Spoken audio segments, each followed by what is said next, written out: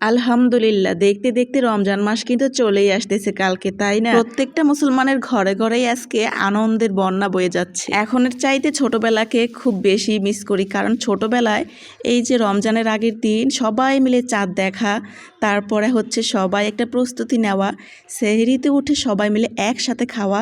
গ্রামে কিন্তু এরকম একটা আনন্দ আছে। ঢাকা শহরে দেখা যায় মাইকিং করে, তারপরে সবাই সবার মতো অ্যালার্ম দিয়ে রাখে, সবাই উঠে হয়তো খাওয়া দাওয়া করে যার যার মতো নামাজ পড়ে, তারপরে ঘুমিয়ে যায়। কিন্তু গ্রামের বাড়িতে কিন্তু একদম ভিন্ন, আলাদা। গ্রামে দেখবেন সবাই কিন্তু সেহরির টাইমে সবাই ডাকাডাকি করে ওঠে, তারপরে মসজিদে তো ইমামরা মাইকিং করে, পাশাপাশি সবাই একসাথে পাটি বিছিয়ে খাওয়ার মজাটা যে কি আলাদা সেটা তো এখন আর পাওয়াই যায় না। তারপরেও সব কিছু নিয়েই আলহামদুলিল্লাহ বলতে হবে, আমরা মুসলমান, আমরা প্রত্যেকেই যার যার জায়গা থেকে আলহামদুলিল্লাহ বলবো। যাই হোক, কেমন আছেন সবাই? আই হোপ সবাই অনেক ভালো আছেন।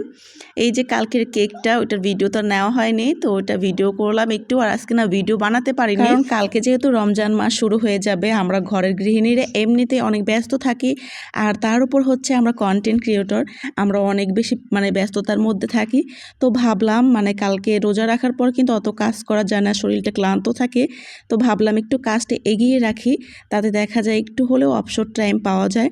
আর আমাদের ঘরে যেহেতু বাচ্চা কাচ্চা আছে, দেখা যায় রোজা রাখলেও কাজ করতে হয়, না রাখলেও কাজ করতে হবে, যেহেতু বাচ্চাদের খাওয়া দাওয়া করাতে হবে।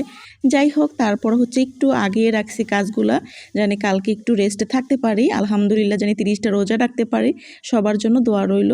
তো কালকে দেখা যায় হচ্ছে মাংস আনছিল, সবাই তো দেখলেন বিরিয়ানি রান্না করলাম, যারা ভিডিও দেখেন খুবই কম অল্প মাংস ছিল আর কি, 1 কেজির মতো হচ্ছে বিরিয়ানি রান্না করছিলাম, আর আধা কেজি মাংস রেখে দিয়েছিলাম একটু আয় করার জন্য।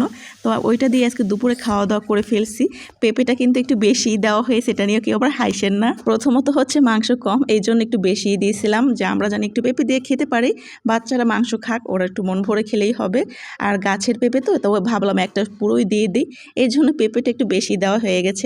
আধা কেজির মাংসের ভিতরে একটু পেঁপেটা বেশি দেওয়া হয়েছে, কিন্তু খেতে ভীষণ ভালো লাগছিল।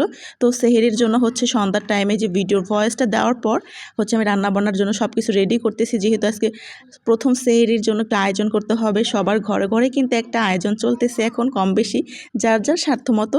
যাই হোক, সব কিছু মিলিয়ে একটু ভিডিওটা ক্লিপ নিয়ে ভিডিওটা আপলোড করে দিলাম। ভিডিও না দিলে যে কি অবস্থা, সব কিছু ডাউন হয়ে যায়। আর কালকে থেকে হবে আবার হচ্ছে, যেহেতু রমজান মাস, সবসময় তো হুটহাট করে ভিডিও ছাড়লেই হবে না, কারণ অডিয়েন্সের একটাই আছে, আর যেহেতু আমরা মুসলমান মানুষ, আমাদের সব কিছু মেনটেন করেই চলতে হবে। তো ভিডিও রুটিনগুলোও একটু ভিন্ন ভিন্ন টাইমেই হবে।